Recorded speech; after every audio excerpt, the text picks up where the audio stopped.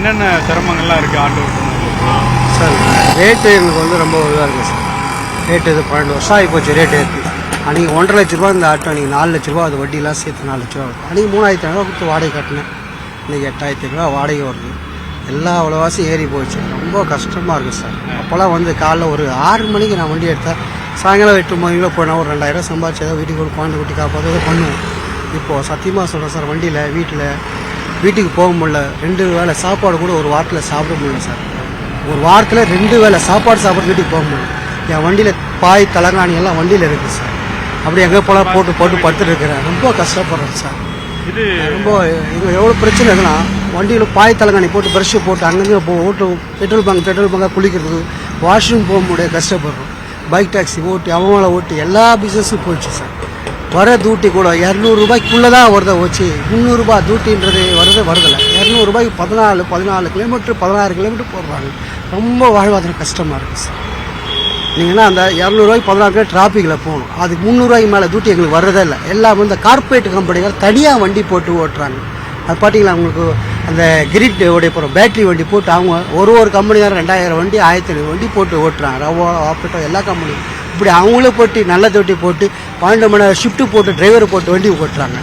12,000 சம்பளம் தரேன், 15,000 சம்பளம் தரேன் போட்டு அவங்க ஓட்டுறாங்க. எங்களுக்கு ரொம்ப கஷ்டமாக இருக்குது.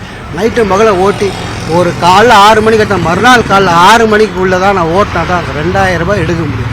அதில் நான் 450 ரூபா கேஸ் போடணும், 250 ரூபாய்க்கு நான் வந்து சிஎன்ஜி போட்டால் 250 பெட்ரோல் போடணும். இவ்வளோ தான் நான் போட்டு என்னுடைய சாப்பாடு போய் வீட்டுக்கு 1000 ரூபா கொடுக்கணும்.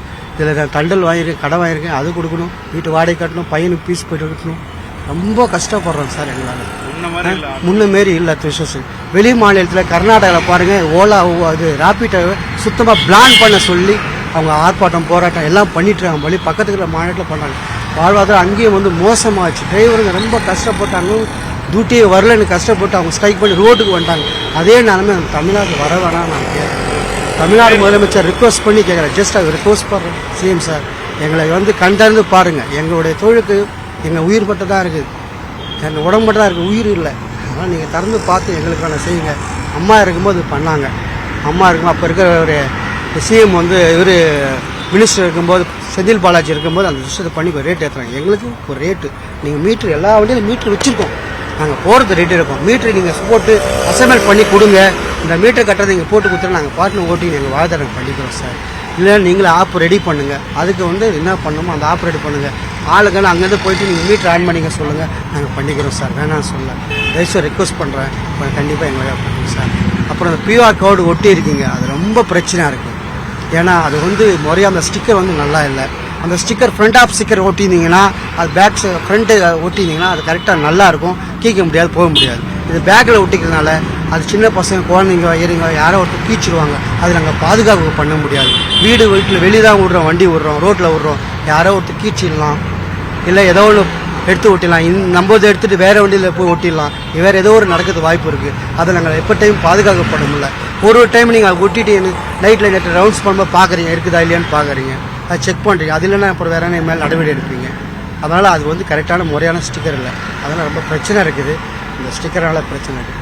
ஏன்னா என் பக்கத்து வீட்டுக்காரர் எவனோ அது 3ஆவது வீடு 4ஆவது வீட்டுக்காரர் எவனோ இருந்தால் கூட அந்த பார் கோடு ஏதோ ஒன்று பண்ணி எங்கள் மேலே கம்ப்ளைண்ட் பண்ணுறது இருக்குது.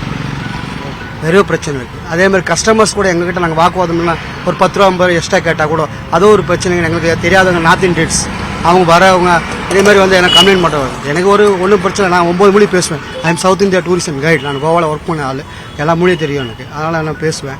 பட் அதர் கஸ்டமர் டிரைவர்ஸ்க்கு ப்ராப்ளம் வரும். அதனால் கொஞ்சம் தயவு செய்து ரிக்வஸ்டாக பண்ணுறேன்.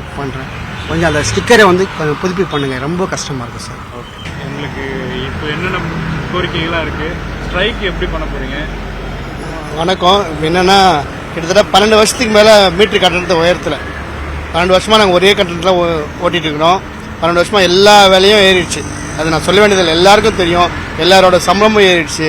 எல்லா காய்கறி நம்ம ஒன்று குறிப்பிட்டாங்க, எல்லாமே 100% விலை ஏறிடுச்சு. ஆனால் 12 வருஷமாக ரேட் ஏற்றாமல் அதே விலையில் ஓட்டுறது ஆட்டோ மட்டும்தான். நாங்கள் அதை 12 வருஷமாக கேட்டுருந்தா ஆகணும். விலை ஏற்றி கொடுத்தா போதும்னு சொல்லி மீட்ரு கட்டணத்தை இப்போ என்ன இந்த 2022 ஹைகோர்ட்டே சொல்லியிருக்கு, இது முறைப்படுத்துங்க.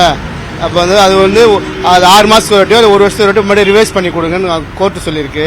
நாங்கள் அந்த கோரிக்கை ஏற்று தான் வந்து நாங்கள் பல முறை அந்த கவர்மெண்ட் கிட்ட சொல்லி பார்த்துட்டோம். இதுக்கு முன்னாடி இருந்த கவர்மெண்ட் சரி, எந்த கட்சின்னு சொல்ல விரும்பல, அரசாங்கம் மொத்தத்தை முன்னாடி இருந்த அரசாங்கம் சரி, இந்த அரசாங்கம் சரி ஏற்றி கொடுக்கல எங்களுக்கு. அதனால் இந்த கஷ்டத்தை புரிஞ்சு நாங்கள் அனைத்து கூட்டமைப்பு சார்பாக வர 19ஆம் தேதி வேலை நிறுத்தோம். பட்டினா நினைக்கிறீங்களா? என்ன பண்ணுறது, நாங்கள் தான் வர்த்திக்க முடியும், வேறு என்ன பண்ண முடியும்? ஒன்று அழ முடியும், இல்லை தூக்குப்பட்டு தொங்க முடியும். எங்கள் கஷ்டத்தை வேறு என்ன பண்ண முடியும்? இப்படி தான் காட்ட முடியும். ஒரு நாள் அன்றைக்கி வீட்டில் தான் இருக்க வண்டி ஓட்ட போகிறது, வண்டி ஓட்டியே எங்களால் குடும்பத்தை ஓட்ட முடியல. ஓட்டாமல் அன்றைக்கி ஒரு நாள் எங்கள் குடும்ப கஷ்டம், எங்கள் குடும்ப கஷ்டத்தை அரசாங்கத்துக்கு தெரிய வைக்கிறதுக்காக 19ஆம் தேதி நாங்கள் ஒரு நாள் வேலை நிறுத்தம் செய்யணும் அனைத்து கூட்டமைப்பு சார்பாக. சொல்லுங்க. அது மீட்டர் கட்டணத்தை உயர்த்த கோரி இப்போ ஒரு 4-5 கோரிக்கையை வச்சு நாங்கள் வேலை நிறுத்தம் அறிவிச்சிருக்கோம். வருகிற 19ஆம் தேதி காலையில் 6 மணிலேருந்து சாயந்தரம் 6 மணி வரைக்கும் வேலை எவ்வளவு நிறுத்தம் ஆட்டோ ஆரம்பிச்சிருக்கோம். மொத்தத்தில் 1 லட்சத்துக்கு மேலே ஆட்டோக்கள் ஓடிட்டு இருக்கு சென்னையில். இப்போ நாங்கள் இங்கே இணைஞ்சிருக்கிற இப்போ 14 சங்கங்கள் இணைஞ்சு இப்போ பேசிட்டு இருக்கிறோம். இன்னும் சங்கங்கள் இதுக்கு அடுத்து பேச வராங்க. இந்த பேசின சங்கங்கள் மட்டும் இப்போ 60%, 60,000 ஆட்டோக்கள் இப்போதைக்கு நாங்கள் பேசிட்டு இருக்கோம். 60,000 ஆட்டோக்கள் நின்றுட்டோம், தடை செய்கிறோம். இன்னும் இருக்கிற 40,000 ஆட்டோக்கள் இப்போ பேச்சுவார்த்தைக்கு வந்துட்டு இருக்காங்க. அவங்களும் ஒன்று சேர்ந்துருவாங்க. மொத்தத்தில் 1 லட்சம் ஆட்டோக்கள் வேலை நிறுத்தம் செய்யறதா நான் இன்னைக்கு அறிவிக்கிறோம். சமீபத்தில் தான் பேச்சுவார்த்தை நடந்து முடிஞ்சு இல்லையா? இல்லை, இதுக்கான பேச்சுவார்த்தை நாங்கள் நடத்திருக்கோமே தவிர அதுக்கான இது கொடுக்கல, அவங்க பதில கொடுக்கல, இது வரைக்கும் தீர்வு கிடைக்கல. இப்போ 2013 எங்களுக்கு மீட்டர் கட்டணம் உயர்த்தப்பட்டது, அதோட அவ்வளவுதான். அதுக்கப்புறம் இவங்க இந்த திமுக அரசாங்கம் வந்து 4 வருஷம் ஆகிப்போச்சு. 4 வருஷமா நாங்கள் கேட்டுட்டு தான் இருக்குமே தவிர இதுக்கு ஒரு பதிலும் கிடையாது. அவங்க டிரான்ஸ்போர்ட் கமிஷன்லேருந்து டிரான்ஸ்போர்ட் மினிஸ்டர் வரைக்கும் நாங்கள் எல்லாரையும் அணுகி நாங்கள் கடிதம் மூலமாகவும் பேட்டி மூலமாக நாங்கள் கொடுத்துட்டு இருக்கிறோம். நாங்கள் செய்கிறோம்னு சொல்கிறாங்களே தவிர அதுக்கப்புறம் எந்த ஒரு பதிலும் கிடையாது. இதை மீறி எங்களோட பொழப்பை வாழ்வாதாரத்தை கெடுக்கிற அளவுக்கு இப்போ பைக் டாக்ஸி விட்டுருக்காங்க, ஓலா, ரேபிட்டோ இந்த மாதிரி விட்டுட்டு இருக்காங்க. இப்போ எங்களுக்கு மீட்டர் கட்டணத்தை உயர்த்தலை, நாங்கள் பணம் போட்டு நாங்கள் எங்களோட சொந்த உழைப்பில் நாங்கள் இதை பண்ணிட்டு இருக்கிறோம். பயணிகள் எங்களுக்கு சம்பளம் கொடுக்குறாங்க, எங்கள் பணத்தை போட்டு வாங்கி பயணிகள் எங்களுக்கு சம்பளம் போட்டுது. அரசாங்கம் எங்களுக்கு மீட்டர் கட்டணத்தை நிர்ணயிக்குது. ஸோ எங்களை நீங்கள் மீட்டர் கட்டணம் நிர்ணயிக்கிற மாதிரி ஓலா ஊப்பரிக்கா நீங்கள் நிர்ணயிக்கல. இந்த ஓலா ஊப்பர் ரேபிட்டோவில் வந்து அவங்களே ஒரு ரேட்டை பண்ணி அவங்களே ஒரு ரேட்டுக்கு நிர்ணயம் பண்ணி அரசாங்கத்துக்கு ஒரு கமிஷன் கொடுத்து அந்த அதிபர்களும் ஒரு கமிஷனை அவங்களும் எடுத்துக்கிறாங்க. இப்போ அவங்களுக்கு ஒரு அதிகாரம், எங்களுக்கு ஒரு அதிகாரமா? இதுதான் எங்களோட கோரிக்கை. இப்போ இல்லையா, எங்களுக்கு மீட்டர் கட்டணத்தை உயர்த்தி கொடுங்க. நாங்கள் மீட்டர் போட்டு நாங்கள் ஓட்டிட்டு போகிறோம். நாங்கள் மீட்டருக்கு 1.8 1.5க்கு ஒரு 1.5 கிலோமீட்டருக்கு நாங்கள் 25 ரூபா ஆகும், மினிமம் 50 ரூபா நாங்கள் கேட்குறோம். ஆனால் அவன் 1.8க்கு 32 ரூபா வாங்குறான், 30 ரூபாய்க்கு மேலே தான் அவன் எடுக்கிறான். அவனுக்கு யாரும் ரேட்டு நிர்ணயிக்கல. அதாவது தொழிலதிபர்கள் மூலமா அந்த இயங்கிட்டு இருக்குது. அவங்களே ஒரு ரேட்டை போட்டு அவங்க இயக்கிறாங்க. நாங்கள் ஒரு ரேட்டு கேட்டோம்னா எங்கள் மேலே நடவடிக்கை பாயுது.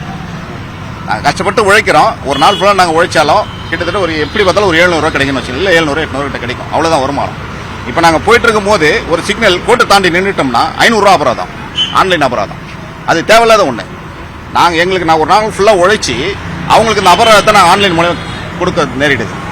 அந்த ஃபைன்ன்றது எங்களுக்கு தெரியாது, ஏதோ ஓரம் ஓட்டிட்டு போகிறோம் போயிட்டு இருக்கிறோம். இந்த மாதிரி சவாரி செய்து ஒரு சில சவாரிங்க அவசரத்தில் வருது. நாங்கள் ஒரு பேஷண்ட் ஏற்றிட்டு போகிறோம், எமர்ஜென்சி நாங்கள் கொண்டு போகிறோம். எமர்ஜென்சியாக கொண்டு போகிறோம் போது ஒரு சில சிக்னல்களை நாங்கள் தவிர்க்க தான் வேணும். உயிரை தான் பாதுகாக்க முடியும், நாங்கள் அந்த சிக்னலை பார்க்க முடியாது. அந்த மாதிரி சூழ்நிலை வரும்போது எங்களுக்கு அது அபராதமாக விழுது. முதல் அபராதம் 500, 2வது அபராதம் 1000. அதே சிக்னல் அதே பாயிண்ட்ல நாங்கள் போனால் 2வது அபராதம், 3வது போனால் 1500. இந்த மாதிரி போனாக்கா எங்களோட வாழ்வாதாரத்தை இந்த அரசு முடக்குகின்ற ஒரு செயலை தான் தெரியுது, புரியல. அந்த கண்டித்து இப்போ QR கோடுன்றது கொடுக்குறாங்க. QR கோடுன்றதும் தனிநபரை வந்து எங்களை ஆட்டோ டிரைவருங்களை முடக்கிற ஒரு செயலியாக தான் அது இருக்குது. நீங்கள் செய்கிறது நல்லது தான் வச்சிங்களேன். இப்போ பாலியல் வன்கொடுமை தடுக்கிறதுக்காக அந்த QR கோடு விட்டுறாங்க. ஆனால் இது எல்லா விதத்திலும் அவங்க வந்து இது அபராதம் விதிப்புன்ற மாதிரி அவங்க கொண்டு வராங்க.